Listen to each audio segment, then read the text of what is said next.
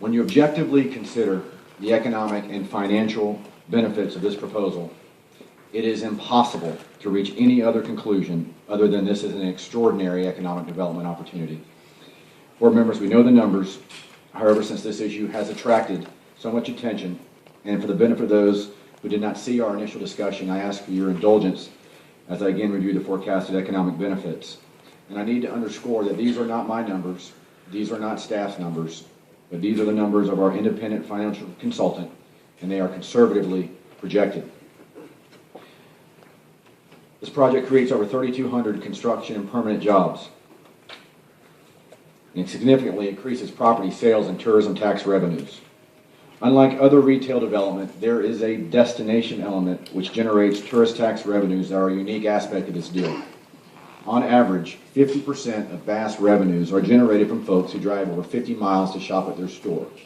That's why it's no coincidence that at many Bass stores there's a hotel next door, similar to this project.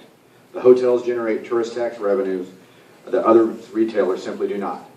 That's why Dilip Kanji of Impact Properties, owner of 3 hotels in the vicinity, 11 hotels in the Brandon area, and the Hotel Motel Association, supports this project.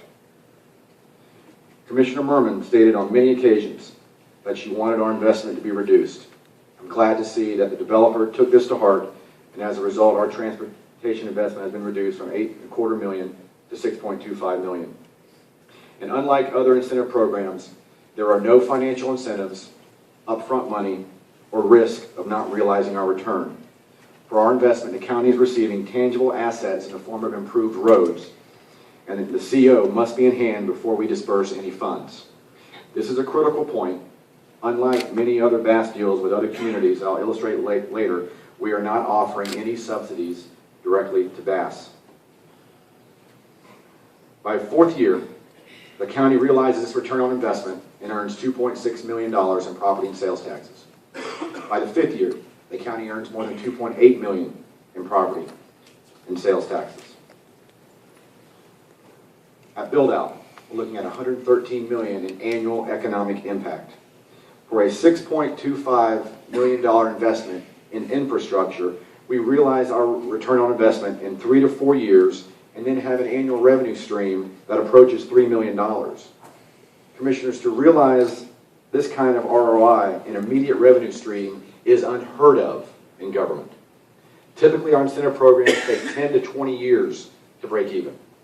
In fact, in my 10 years on the county commission, the county has not had an economic development opportunity that generates such an immediate return on investment and significant revenue stream.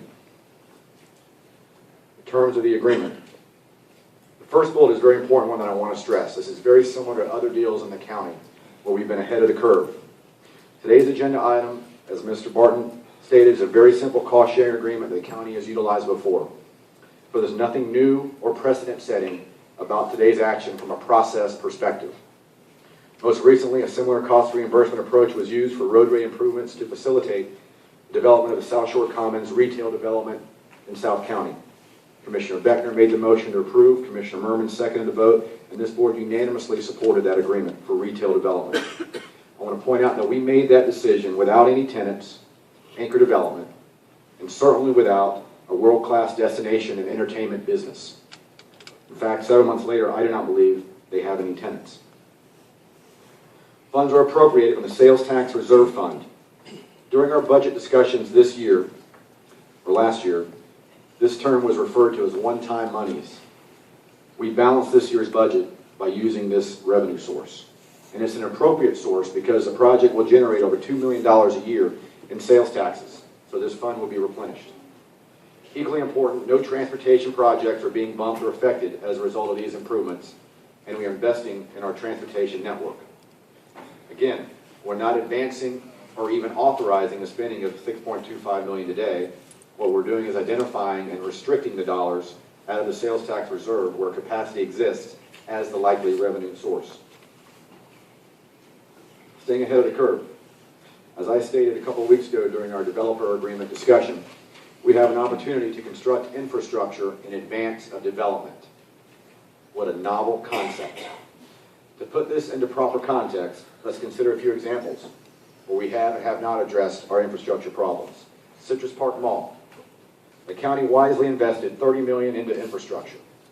As a result, no less than 40 businesses were opened and have directly benefited from these road improvements.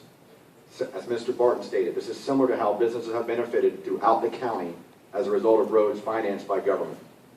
In addition, the quality of life of those traveling in the Northwest has undoubtedly improved as a result of Gun Highway and Sheldon Road improvements made in advance of the development similar to this case. South Shore Commons, July of last year, the exact same cost-sharing agreement we have.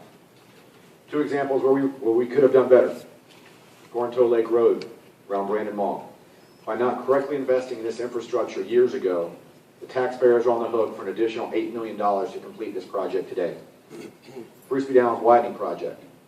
As a former District 2 Commissioner, I personally championed this project since being on the board. But as a result of playing catch-up and not adequately planning and funding these improvements prior to approving development, the taxpayers are on the hook for an additional $62 million in today's dollars. Addressing infrastructure in advance of development is what smart planning is all about.